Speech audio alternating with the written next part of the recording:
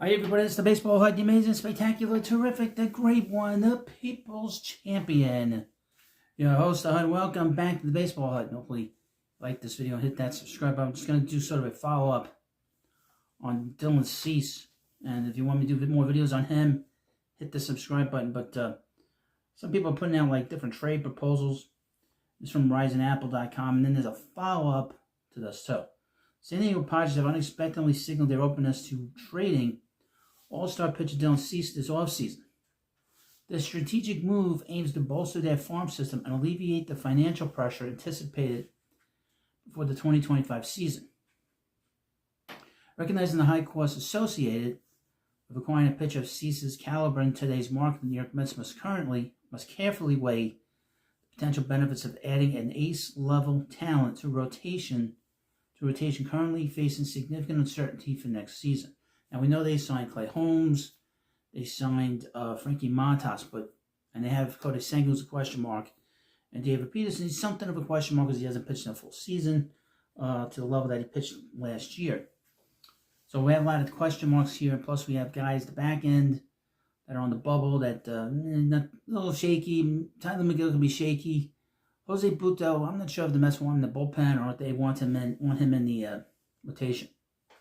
But nevertheless, Cease showed improvements in 24 over his 2023 campaign, finishing with a 3.47 ERA. The right hand is a force that would bring a different level to any rotation as a healthy pitcher who's managed to complete at least 32 starts the past 4 years and has finished in the top 4 of the Cy Young Award voting in 2 of the past 3 seasons. Now, the Mets don't have to sacrifice heavyweight prospects to get Dylan Cease. David Stearns has shown a clear system of how he can rotate starting pitchers in favor of shorter-term, low-commitment contracts with upside to develop pitchers within the Mets pitching lab. Additionally, Stearns has been reluctant to make trades that include top prospects, especially if they are players with little contractual control. Now, Cease is going to be a free agent after this year. However, the historic signing of Juan Soto puts the team in a win-now mode that requires an MLB-level roster to compete against the tough NL East and the defending champion and the World Series champion Los Angeles Dodgers. To compete, the upside pitching experiment may work, but the risk of the entire plan not working out is high, so Stearns that they consider trading for an ace. Cease is seen as a strong option due to his stuff and potential as a pitcher with a 6-pitch arsenal led by a fastball that averages 97 miles per hour and a slider that includes nearly 45% swing and miss. His repertoire is formidable with 5 of his 6 pitchers having a batting average of 245 or lower against his opponents, and the sweeper and slider have a slugging percentage allowed of just 260. To land Cease, the Mets must find a MLB-ready talent that allows the Padres to remain competitive.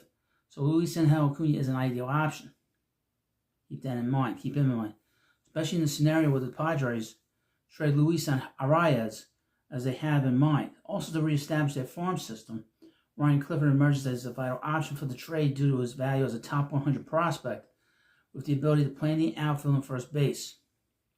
And to complete the trade with the Mets' number 8 prospect pitcher, Blade Tidwell. In a package like the 1 prospect, the Padres would be getting a value similar to what they paid when they acquired Cease last offseason.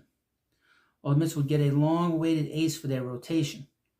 Ultimately, the Mets must certainly weigh their factors against the current window of contention and the long-term vision for the organization. That's I would mention, I haven't said this in any videos, that Soto's signing is so important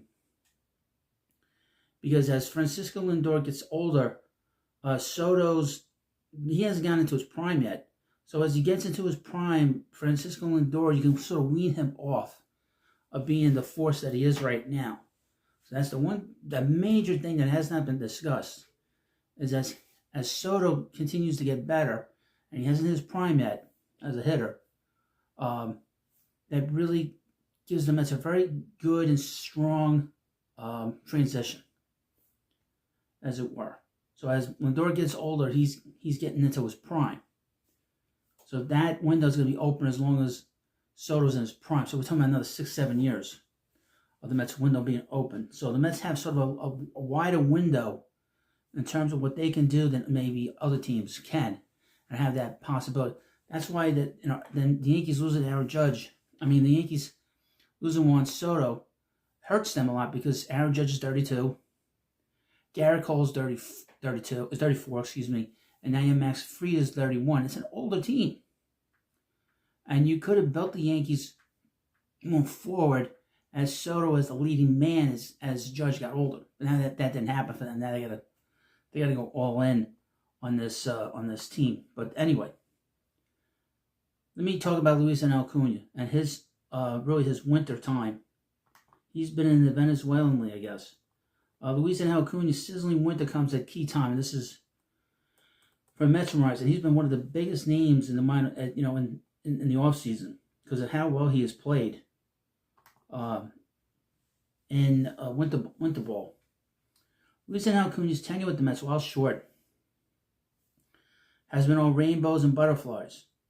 After coming over to New York in the Max Scherzer trade in July of 2023 from the Rangers organization, the brother of National League MVP Ronald Acuna Jr. never found his footing in the Mets minor league system. 22-year-old hit 277 between the high A and double A in 22, upon 150 hits. Acuna didn't fare much better in Triple A Syracuse during the 2024 season, putting together a 250. He didn't do well. He just didn't have a good season. However, when Francisco Lindor hurt his back in September, Acuna received a call-up and produced on the big league level. In his 39 at-bats, he hit .308 with a .325 on-base percentage, .641 slugging percentage, .966 OPS, with 2 doubles, 1 triple, and 3 home runs in 14 games. He opted to play in the Venezuelan Winter League and continued his success there. Through 32 games, the infield has 34 hits, with 5 doubles, 1 triple, 3 homers, and is hitting .337 with a .914 OPS. He's stolen 18 bases and has only been caught once. Now, why am I bringing up this time and with him in AAA? I mean, in Venezuela. It's because that's a pretty good league, and winter ball is very competitive down there. And this could add the value of Acuna. Okay, the Mets have a lot of depth in their middle infield. I think we all know that. We talked a lot about it here. They have Jeff Williams. They have Brett Beatty still here. Ronnie Mauricio. I got guys down the line. Boston Barrow, Calvin Houck. A lot of guys in the Mets system that are middle infielders that are very good players and that have a chance to make it to the major leagues and do good stuff, especially Jeff Williams. He's a better prospect, according to reports, than Acuna is. What Acuna is doing now, after he had a strong finish to his season in the major leagues, raises his trade value, okay? Raises his trade value. What that means is you can move him from maybe you might not have been able to trade him at that value, say 6 months ago. And there was a lot of talk. A lot of teams were asking for him at the trade deadline. That's what the rumor was. So that's why it's so important. He could be a major trade piece. But sometimes you got to trade a piece that you don't want to give up for a player that's going to help you. Now, the thing about Dylan Cease, he never misses a start. In the last 4 full seasons, he's made every start. He's considered one of the best pitchers in the game. He had a good year with San Diego. They got to the postseason. He's got a good arm. He's got a good future. But you have to ask yourself, is he worth it enough to move Acuna? Because he's really the piece. To me, Brian Clifford is a guy, is a project still. And Blade Tidwell, at best, could be a okay reliever, in my view, from what I've read and all these different scanning reports that I've read. So, Tidwell could be a 4th pitcher, number 4 starter, number 5 starter, or he could be a piece in your bullpen.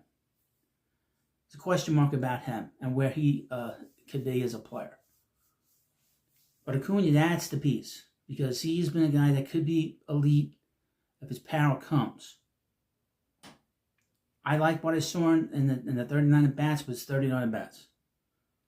And then I want to see the Mets win World Series. So that's what you have to ask yourself. So you let me know what you think about this video, of course. Please subscribe to Baseball Hut, and I'll see you later.